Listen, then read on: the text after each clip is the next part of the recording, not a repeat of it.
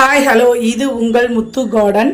மாடி தோட்டம் நான் எப்படி வச்சுருக்கேங்கிறத காட்டியிருக்கேன் பாருங்கள். இன்றைக்கி வெண்டைக்காய் செடியை பார்ப்போம். இங்கே பாருங்கள், ஒரு 40-45 நாள் கழித்து பூ வந்துருச்சு. முதல்ல வந்த வெண்டைக்காய் இதுதான். ரொம்ப சந்தோஷமாக இருக்குது. அவரை வெண்டைக்காய் அப்படின்னு சொல்லி லைனாக ஒவ்வொன்றா வந்துக்கிட்டு இருக்கு. இப்போ தான் முதல்ல நம்ம வீட்டில் காய்க்கிற காய் இல்லையா, அதனால் ரொம்ப சந்தோஷமாக இருக்கேன். வெண்டைக்காய் விதை முளைப்பு வந்த உடனே நான் முதல்ல வந்த வீடியோவில் போட்டிருப்பேன். அதை எடுத்து 2-3 தொட்டியாக பிரித்து வச்சுக்கிட்டேன். இப்போ 2வது தொட்டிலையும் நல்லா வந்துக்கிட்டு இருக்கு, பூவெல்லாம் வந்துக்கிட்டு இருக்கு. ஆனால் கத்திரிக்காய் மட்டும்தான் செடியாக வந்திருக்கு, இன்னும் பூவெல்லாம் வரலை. 40 நாள் ஆச்சு, இன்னும் அது வரலை. வந்த பிறகு அதோட வீடியோவை போடுறேன். ரொம்ப சந்தோஷமாக இருக்குது.